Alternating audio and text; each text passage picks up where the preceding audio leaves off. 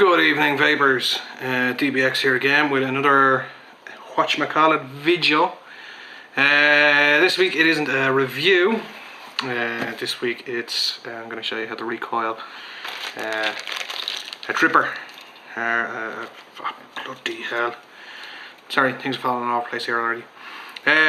Testing the drip tip or the dripper, whatever you want to call it, really yourself. It's, as I've gone through it on the other videos, it's just called the Dripper. Yeah, just the Dripper by Leo. An E-Baron dripper. I'll show you how to recoil it from a cup, just a basic cup, using the wire and the wick.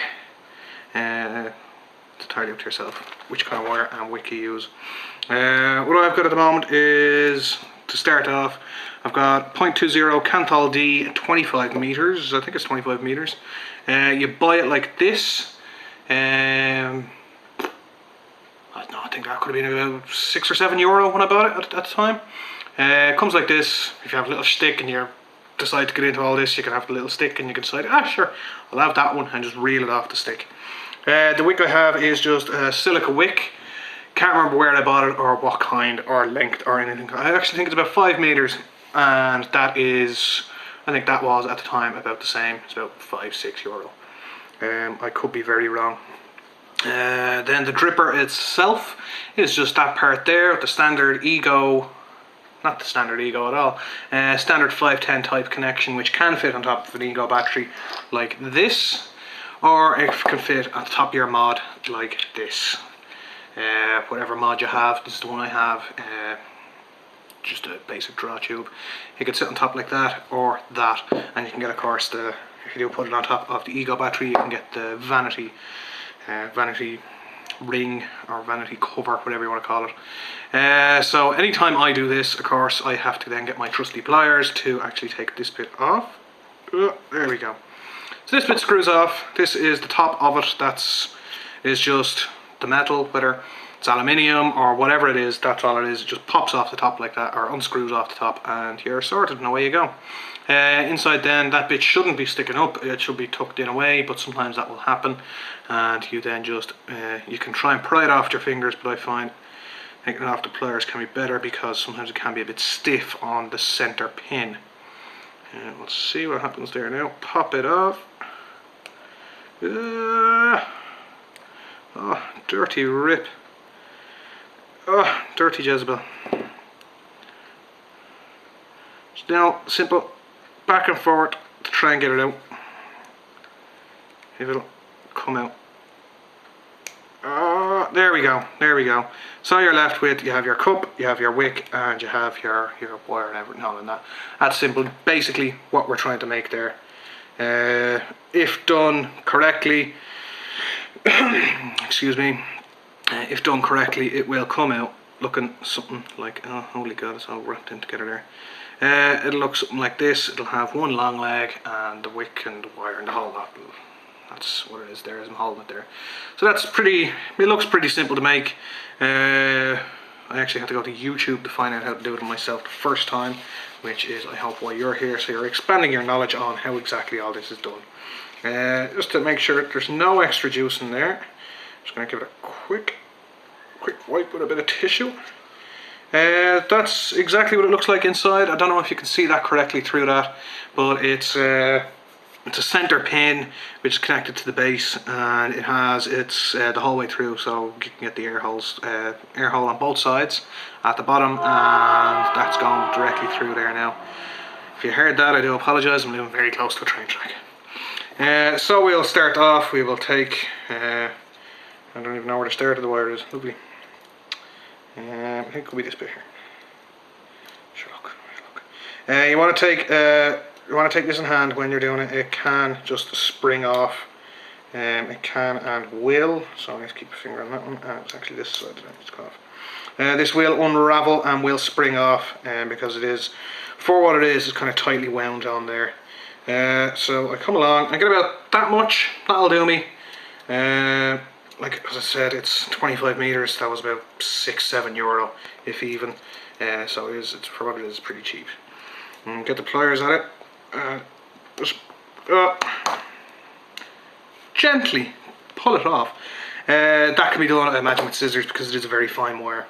You then get your, where's the end of this now? There we go. With me, I get about, you might want to loop it like this and just see how much you think you need. It might be a bit much there, not enough. So I'm going to take about that much. So altogether, about that much in length, give or take. Now if you excuse me, I have to go and get a scissors. So as I was saying, now that I have my scissors, about that much in length, give or take, and you chop it with the scissors. I do it anyway, like this. Simple cut, straight over, boom, done. You can then put that aside and do it whenever you want. You then get your empty cup, which is literally, it's that big. That's all it is. If you look at it closely, you can see on down the middle, we've got that bit poking out there, but on either side of this there's two very small holes that come up through in, you can go down or up in it. Then it has two slits on each side as well for nestling the wick in to secure it into it. So you can do this any number of ways. I've seen people get a long pin and they held the wick like this, put the pin into it, and then you get your wire, of course leaving enough on both sides to complete this job. And we come along, and this is just a quick one for it. Just wrap it around it.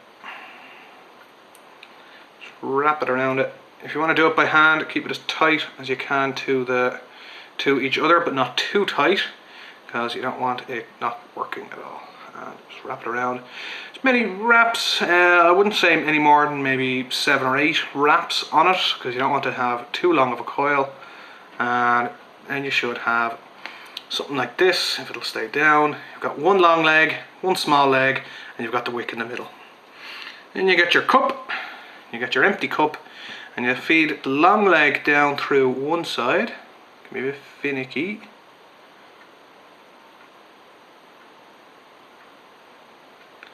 Feed the long leg down through there, and then the short leg down through the other side. Again, finicky because you're a lot closer to it.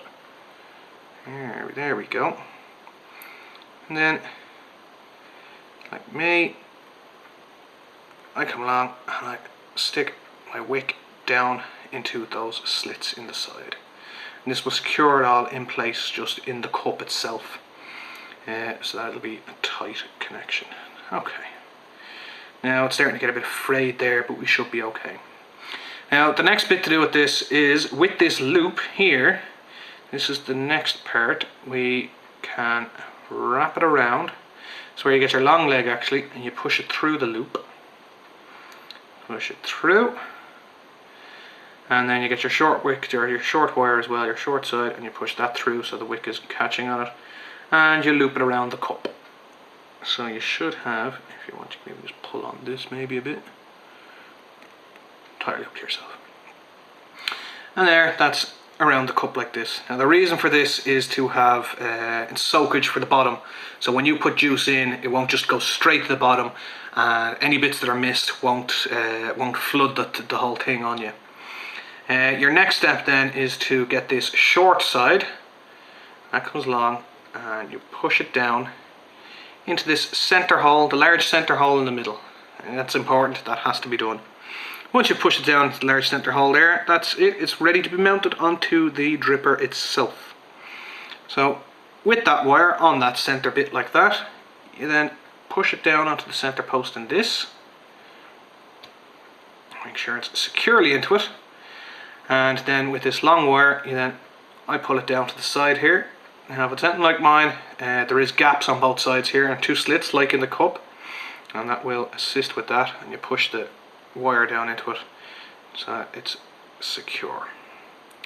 You then, as best as you can, you get these extra bits of the wick, and you have to try and curl them around and push them down in around the base of the cup. So it's kind of one secure unit, and there's nothing, like, it's literally just like a wad of cotton at the bottom. Bits are falling off here. This is not the best one I have ever done. Just use the end of the little pliers here to push this in. You can put it around both sides, you can put it around one side. It's entirely up to yourself which way you actually put this into it. But that gets pushed in.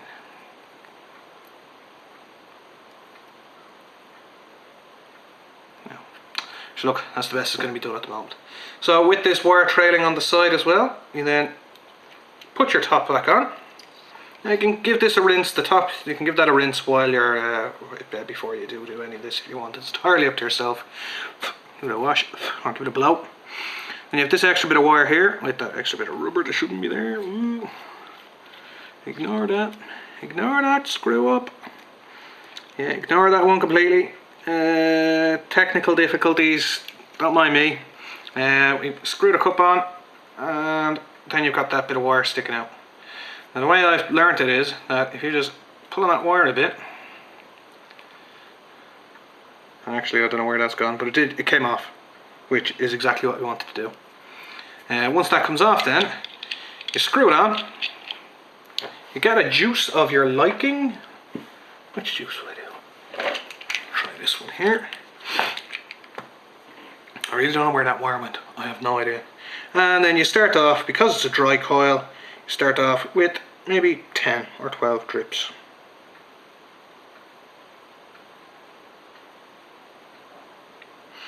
And that'll get soaked up by the wick. And if you give it a couple of seconds, just close up, maybe tidy up a bit. It's entirely up to yourself. Just put those bits away as I'm letting this soak in. Now you don't want to overfill this because it has a hole right the whole way through, which will get onto your contact, and that can cause issues. And if you press the button, if I get it ready to go anyway, if you press the button, this should fire. Slowly getting there. It's just taking a bit to get going for some reason. As you can see, it's working.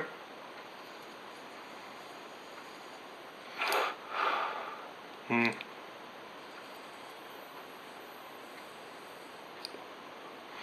you can see, as I said, it's not the best coil I've done, but that's the basics of it. And that's how you I can't even think of it, rebuild. That'd be an easy way for getting into rebuilding your own coils.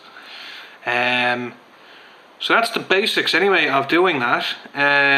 If you put this on a device that can read the various readings of the voltage and the amperage and all that kind of stuff, I think you might see with this, it's going to be between, I think it's a 1.8 and a 2.2, roughly. It can vary depending on, I think it's how many twists you use. Well, definitely with this anyway, it varies on how many twists you use. It does depend of course on the wire you use, whether it's this one here, the Canthal D 25 meter, the 0.20, or any other different one that you use. There is a few of them out there. And if you're going to get into it, I would say do a bit of research on it, depending on which kind of vape you want. The silica wick, you can use silica, it's entirely up to yourself. You can also use unbleached cotton.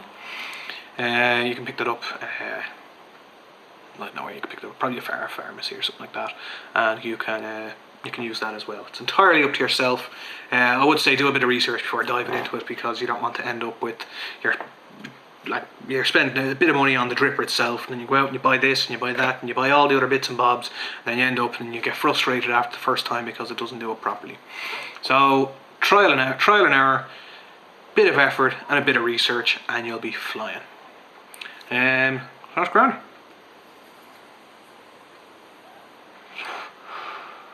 It's starting to get going a bit. It's entirely possible I may have put too much juice into this. I think I did miscount. But that's the basics of how to coil that. If you want me to go in depth on it, I would have to do a bit of research myself. It's probably about a 70-30 split at the moment. I do prefer tanks because to me they're just a lot more convenient. If you're in work and you need to go out for a vape, you don't want to be wasting a few minutes trying to coil a proper coil to get right.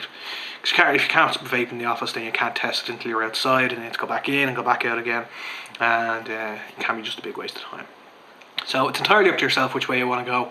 I know people swear by the tanks only, and other people swear by the drippers and the drippers only, and then some people are in between. So it's entirely up to yourself. You make your own decision about it, but do a bit of research in between. Alright guys, thanks for watching and happy vaping.